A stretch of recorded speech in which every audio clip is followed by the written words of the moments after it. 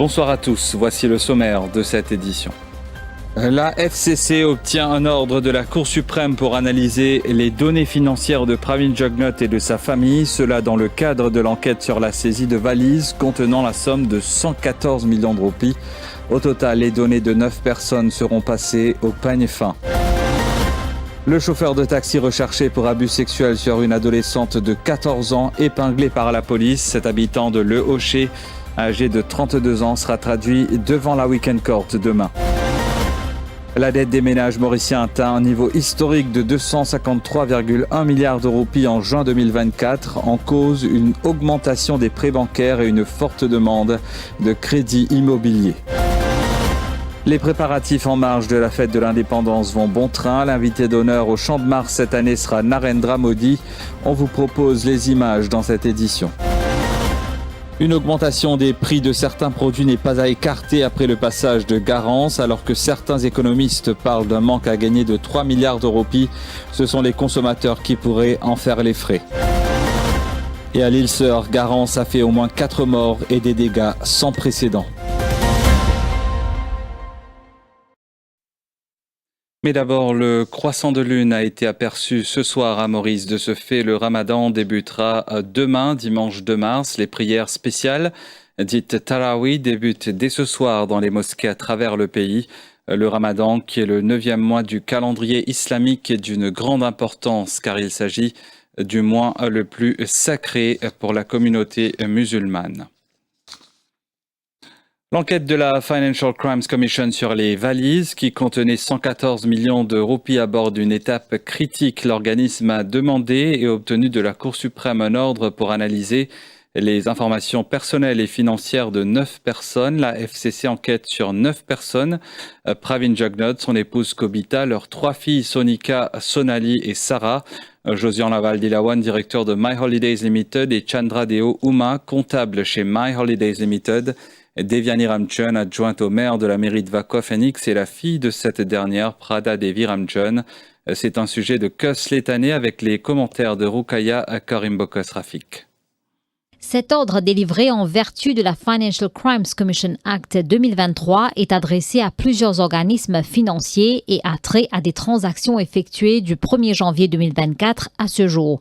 Une vingtaine de banques opérant à travers le pays, des compagnies de dépôt non bancaires, des opérateurs de change, des compagnies d'assurance et des prestataires de services de paiement ont été contactés. En vertu de cet ordre, ceux-ci ont été sommés de communiquer des informations financières concernant des comptes bancaires, des coffres-forts bancaires, des polices d'assurance, des véhicules, des biens, des dépôts et des paiements effectués via Mighty Money et Blink. La FCC a aussi obtenu un ordre pour obtenir des opérateurs de téléphonie les relevés téléphoniques de ces 9 personnes. Les 2 requêtes, en date du 25 février dernier, ont été déposées via maître Bibi Maijabin Chatou, avoué de la FCC. Le 16 février dernier, Pravin Jugnauth, Devyani Ramchun, Josian Laval-Dilawan et Chandradeo Uma ont été arrêtés par la FCC. Ils répondent de blanchiment d'argent. Ils ont été libérés sous caution. La FCC souhaite approfondir son enquête sur l'origine des fonds. Un chauffeur de taxi derrière les barreaux, une adolescente de 14 ans allègue avoir été victime d'abus sexuels de la part de cet homme de 32 ans. Aux enquêteurs, la victime affirme que les faits se sont produits hier dans le véhicule du présumé suspect. Elle explique que celui-ci devait la conduire à Port-Louis, mais qu'il a subitement changé de trajet. Il s'est garé à proximité du Champ de Mars et c'est là qu'il aurait abusé d'elle avant de l'abandonner sur place. Le suspect, un habitant de Le Hocher, a été placé en détention policière et sera traduit devant la Weekend Court demain. L'enquête est menée par l'inspecteur Soubel et le sergent Samy. Encore repêché par le GIPM à la rivière Latanier-Sainte-Croix ce matin, le rapport de l'autopsie devra déterminer la cause du décès. Une enquête est en cours. La dette des ménages mauriciens atteint un niveau historique de 253,1 milliards de roupies en juin 2024. Cette hausse est alimentée par une augmentation des prêts bancaires et une forte demande de crédit immobilier et à la consommation. Si la Banque de Maurice souligne une meilleure capacité de remboursement grâce à la hausse des salaires et à la baisse de l'inflation, elle met aussi en garde contre les risques liés à un endettement croissant. Dans ce contexte, les ménages se tournent de plus en plus vers les dépôts en devises qui progressent de 18,4% sur un an. Christina Villebrun, Mokuldula. La dette des ménages à Maurice atteint un niveau record de 253,1 milliards de roupies en juin 2024. Un chiffre en hausse porté par une augmentation des prêts bancaires et des crédits à la consommation. Les prêts bancaires représentent désormais 170,6 milliards de roupies, en progression de 11,8%. Cette hausse est principalement due au crédit pour l'achat de véhicules et de terrains, mais aussi à l'augmentation du crédit au logement qui affiche une croissance de 10,6%, atteignant 118,6 milliards de roupies. Autre donnée clé, le crédit à d'autres fins a bondi de 14,7%, enregistrant son plus haut niveau depuis 2019. Comment expliquer cette dynamique ? Selon la Banque de Maurice, la solidité financière des ménages s'est renforcée grâce à la résilience de l'économie, la baisse de l'inflation et la hausse des salaires. Les revenus en progression ont également facilité le remboursement des dettes. Mais attention aux risques. La Banque centrale met en garde, si cette tendance à l'endettement se poursuit, de nouveaux déséquilibres pourraient émerger. Autre tendance observée, la forte demande des ménages pour les dépôts en devises. En juin 2024, ces dépôts ont augmenté de 18,4%, atteignant 1,6 milliard de dollars, soit près de 15% de l'épargne des ménages. Un signal clair, malgré une situation financière plus stable, les ménages restent prudents face aux incertitudes économiques et de fluctuations monétaires. Le gouvernement mauricien consacre un budget record aux prestations sociales pour l'année financière 2023-2024. 70 milliards de roupies ont été alloués à la protection sociale, dont 41,81 milliards uniquement pour la pension de vieillesse. Une enveloppe est en constante augmentation et qui bénéficiera à près de 270 000 retraités et à d'autres catégories vulnérables. Depuis janvier, les pensions sont encore revalorisées. Elles atteignent jusqu'à 27 710 roupies pour les plus de 100 ans, un investissement majeur dans un contexte où le coût de la vie ne cesse de grimper. Après le passage de Garance, une augmentation des prix de certains produits est redoutée. L'économie a tourné au ralenti ces derniers jours, ce qui représente un manque à gagner d'environ 3 milliards de roupies pour le pays. Selon certains économistes, de ce fait, les consommateurs pourraient en faire les frais dans l'immédiat avec la crainte d'une poussée inflationniste. C'est un sujet de Marvin Beaton avec les commentaires de Marc Pierre. L'économiste Vinay Ancharaz parle des potentiels dégâts causés par Garance. Il évoque ainsi une possible hausse des prix de certains produits. Si nous gagnons un cyclone qui amène beaucoup de dommages, nos plantations, agriculture, etc., ben là, nous allons trouver un impact le prix aussi.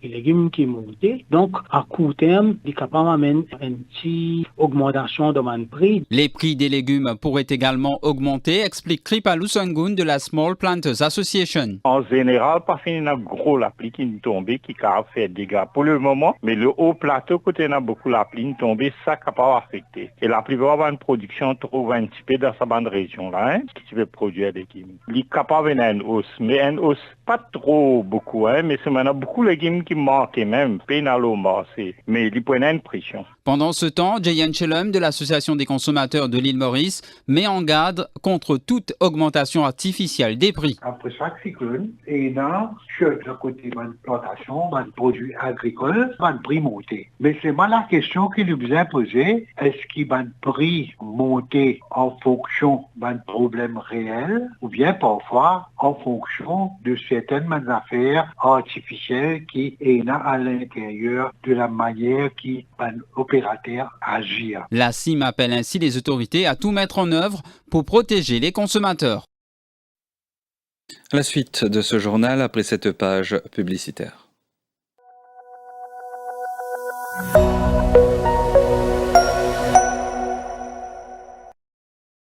Merci papa. Merci.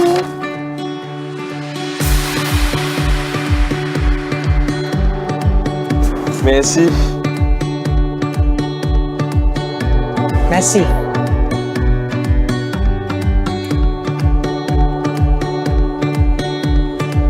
Merci.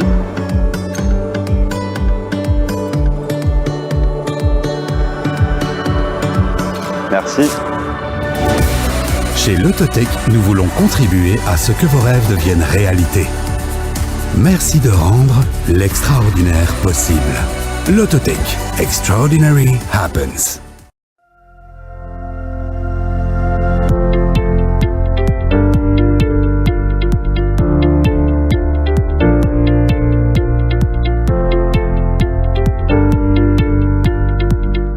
L'utilisation d'un climatiseur peut augmenter. Il est de ce fait important qu'on choisisse un climatiseur qui peut adapter à vos besoins.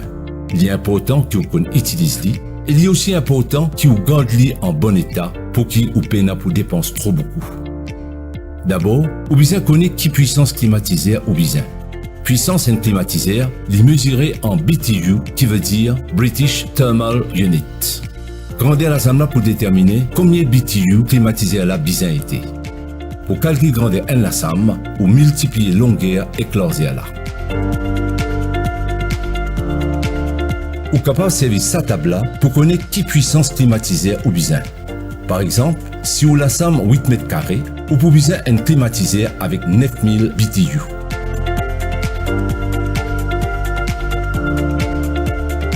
Deuxièmement, on a un climatiseur qui est un Energy Label.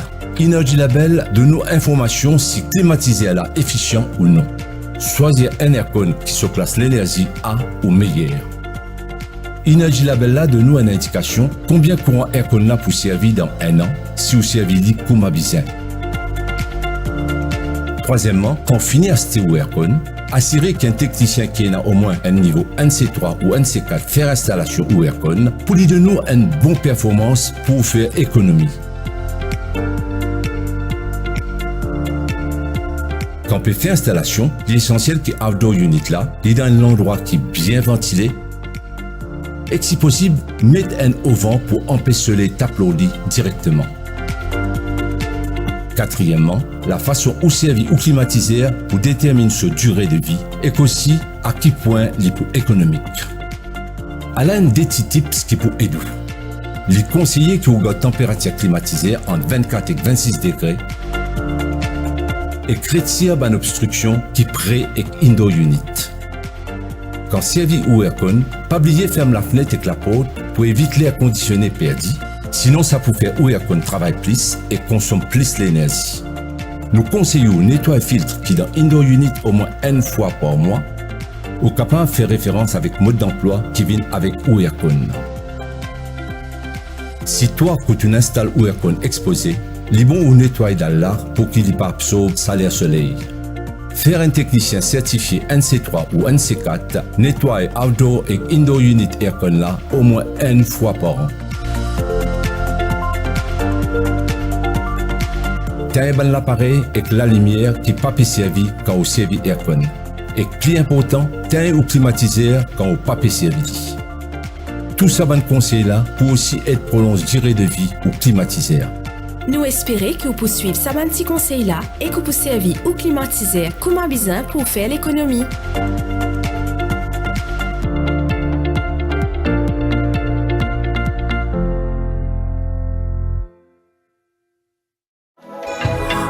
La vie commence à zéro. C'est comme un trou d'un Odyssée. Antenne la croyons mon récit tout au sol qui visage dans des lots. Tu as ta HSC, ta SC avec un minimum de 2 credits ou la grade 9. Tu rêves de faire carrière dans le monde du design et te faire repérer dans le monde du travail. L'Academy of Design and Innovation te propose des certificats, diplômes ou degrés dans les filières suivantes: Interior Design, Fashion and Textiles, Graphic Design and Multimedia, Art and Design, Jewelry Design and Manufacturing. Les cours sont gratuits. Il y a uniquement les frais d'enregistrement et administratifs à payer. Pour plus d'infos, appelle-nous sur le 467-6277. Imagine, invente et crée ton futur avec nous.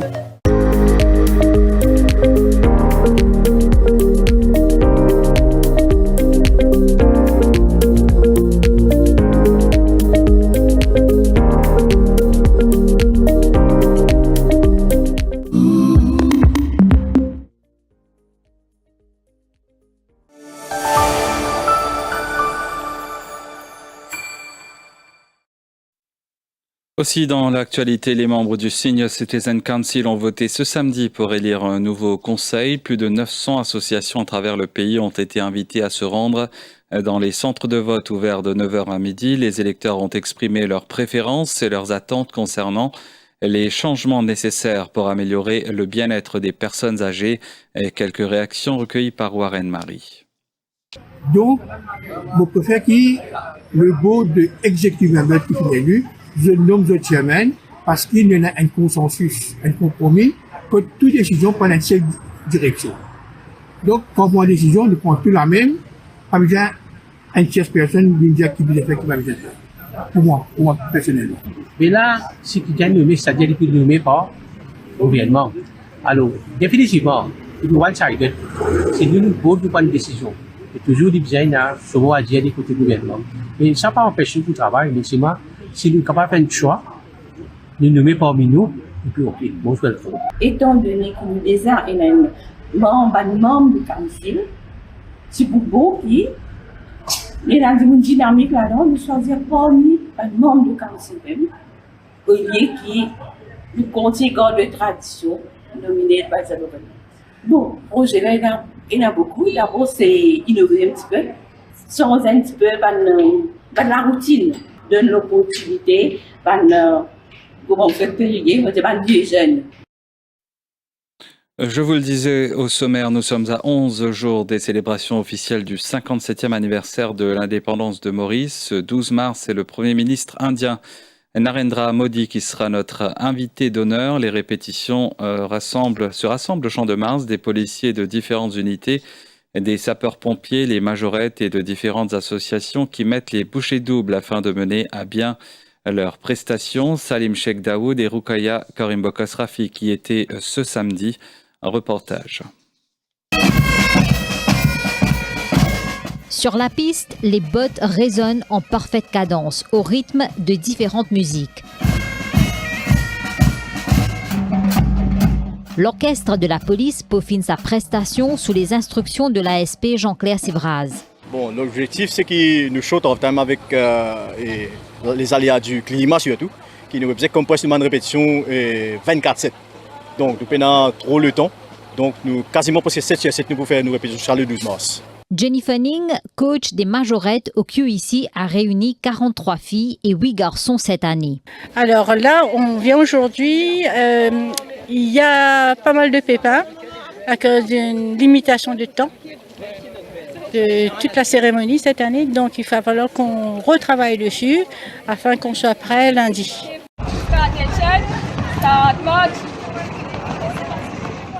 Les scouts font aussi partie de la parade avec à la tête Axel Jasmin, groupe scout leader. Alors ici, nous venons pour le 57e de l'indépendance de l'île Maurice et en tant que scout, c'est un honneur pour nous pour représenter la MSA et aussi mon coach qui nous sortit. Donc pour nous, c'est un duty to the country. Donc là, nous là pour représenter la MSA et la jeunesse d'aujourd'hui et de demain. Au-delà de ces répétitions, Mervyn Couteau du National Youth Council soutient que c'est une manière de porter haut les couleurs de Maurice. Alors aujourd'hui, ce matin, nous sommes là depuis 9h, surtout avec l'équipe SMF qui est là pour aider nous pour faire une drill. Alors souvent des fois, c'est quelque chose de nouveau pour un jeune. Alors on prend l'exemple du National Youth Council. Chaque année, nous avons l'occasion pour participer. C'est une première parfois pour certains, mais pour certains, c'est aussi quelque chose de continuité. Mais c'est tout le temps de fierté. C'est tout le temps de fierté pour mon organisation, surtout nous fiers de nos drapeaux. Encore quelques jours de répétition pour donner vie à ce spectacle haut en couleur, car le 12 mars, c'est toute une nation qui avancera de même pas.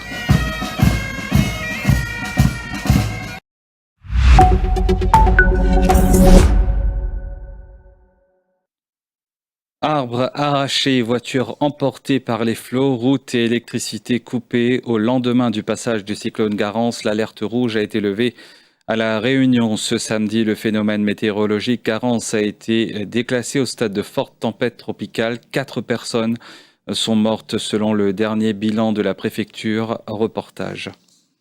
On est toujours en alerte rouge, donc il faut attendre peut-être demain qu'on pourra rentrer et voir les dégâts. Et puis après, prendre une décision avec les assureurs. Qu'est-ce qu'on fait? Est-ce qu'on va à l'hôtel? Est-ce qu'on peut rester dans l'appartement? Ça, je ne sais pas encore. J'ai de la famille qui sont sur Saint-Joseph, d'autres à Saint-Pierre. Je n'ai pas eu de nouvelles parce que les téléphones, ça ne passe pas. Il y a les réseaux Internet ne marche plus. Ah là, c'était méchant. Là, nous, pour ce qu'on a vu, nous, autour, moi, ça m'a un peu traumatisée, quoi, je vais dire. Parce que là, franchement, je me posais la question, moi, au niveau de mes enfants, moi, parce que j'en ai qui est resté à la maison. Voilà, pour comment ils se sont débrouillés là-bas et tout. Donc il fallait les appeler et tout pour voir. Là, en termes de possibilités, on a 34 personnes qui sont accueillies, mais je pense qu'on peut monter jusqu'à une centaine. Donc là, on est en train de réarmer justement parce qu'on nous a appelés pour agrandir la capacité d'accueil. Donc on est en train de remettre des lits et regarder les espaces pour pouvoir les accueillir déjà ce soir et après pour faire un bilan et voir les difficultés qu'ils ont rencontrées et voir comment on peut les pallier à ce moment-là.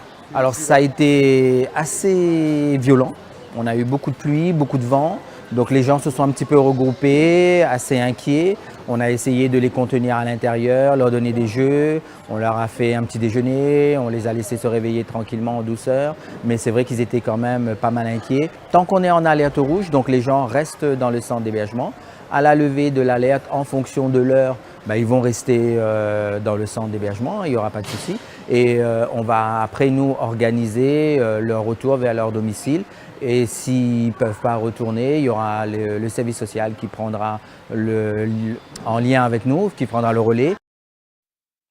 4 ouvriers ont été tués et 5 autres étaient toujours portés disparus ce samedi au lendemain de l'avalanche qui a enseveli le campement d'un chantier dans l'extrême nord de l'Inde, dans l'état himalayen de l'Uttarakhand. Les secours coordonnés par l'armée ont aussitôt engagé une course contre la montre pour tenter de sauver les ouvriers prisonniers de la coulée. Les avalanches et glissements de terrain sont courants dans les hautes régions de l'Himalaya, surtout l'hiver. En 2021, près de 100 personnes étaient mortes dans le même état de l'Uttarakhand après la chute d'un énorme morceau de glacier dans une rivière qui avait déclenché des inondations. Et en 2013, des inondations dévastatrices dues à la mousson et à des glissements de terrain y avaient tué 6000 personnes.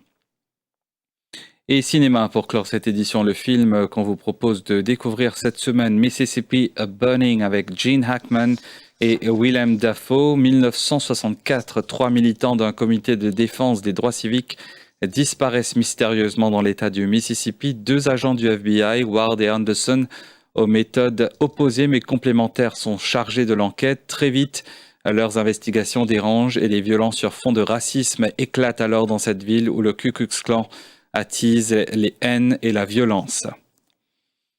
Et nous sommes arrivés à la fin de cette édition. Merci de votre fidélité au quotidien. Restez branchés Télé+. Dans quelques instants, retrouvez le défi moteur présenté par Patrice Donslow.